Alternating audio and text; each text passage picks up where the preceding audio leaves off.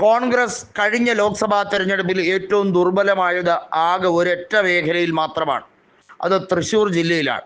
നമുക്കറിയാം, തൃശ്ശൂർ ജില്ലയിൽ ഉൾപ്പെടുന്ന തൃശ്ശൂർ ലോക്സഭാ മണ്ഡലത്തിലും അതുപോലെ തന്നെ ആലത്തൂരിലുമാണ് കോൺഗ്രസിന് പരാജയം ഏൽക്കേണ്ടി വന്നത്.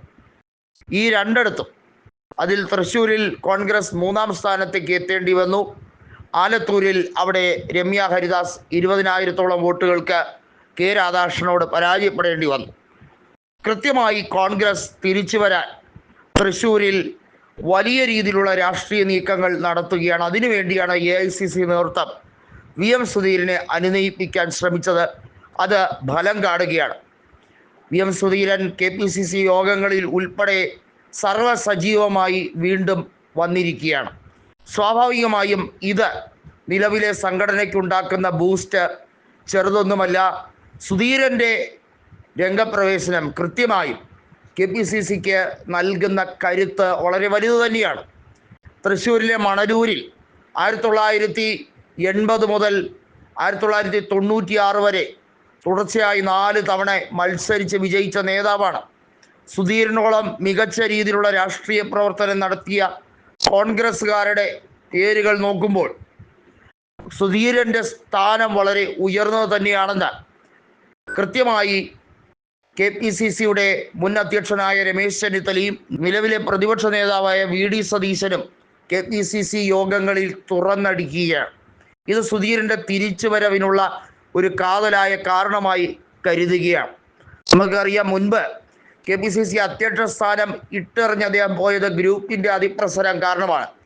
A ഗ്രൂപ്പിൻ്റെയും I ഗ്രൂപ്പിൻ്റെയും അതിപ്രസരം നേതാക്കൾക്ക് പോലും ശമിപ്പിക്കാൻ കഴിയാതിരുന്ന ഒരു വൃത്തികെട്ട കാലമുണ്ടായിരുന്നു.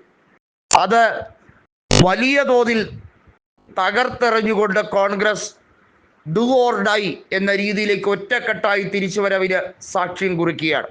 തൃശ്ശൂർ ജില്ലയിൽ നമുക്കറിയാം, CPIക്കും വലിയ രീതിയിൽ വെല്ലുവിളികൾ ഉണ്ടായിട്ടുണ്ട്. അവിടെ VS സുനിൽകുമാർ സുരേഷ് ഗോപിയോട് പരാജയപ്പെട്ടത് 74,000-ഓളം വോട്ടുകൾക്കാണ്. CPM വോട്ട് മറിക്കുമ്പോഴും കോൺഗ്രസ് വോട്ടുകൾ, അല്ലെങ്കിൽ നിഷ്പക്ഷരായി കോൺഗ്രസിന് അനുകൂലമായി ചിന്തിക്കുന്നവരുടെ വോട്ടുകൾ CPIയിലേക്ക് എത്തിയതാണ് VS സുനിൽകുമാർ 2-ാം സ്ഥാനത്തെത്താൻ കാരണമായത്. ഇല്ലായിരുന്നെങ്കിൽ അതുപോലും ഉണ്ടാകില്ലായിരുന്നു. വാസ്തവത്തിൽ ഇത് തന്നെയാണ് CPIയെ ചൊടിപ്പിക്കുന്നത്. VS സുനിൽകുമാർ കോൺഗ്രസിലേക്ക് എത്തും എന്ന വലിയ രീതിയിലുള്ള ചർച്ചകൾ ആരംഭിച്ചു കഴിഞ്ഞിരിക്കുന്നു. നിലവിൽ തൃശ്ശൂർ ജില്ലയിൽ കോൺഗ്രസ് തിരിച്ചു വന്നാൽ അത് കോൺഗ്രസിനുണ്ടാക്കുന്ന കരുത്ത് വളരെയധികം വലുതായിരിക്കും. കഴിഞ്ഞ ഏതാനും തവണകളിലായി കോൺഗ്രസിന് തൃശ്ശൂർ നിയോജക മണ്ഡലം കൈവിട്ട അവസ്ഥയിലാണ്.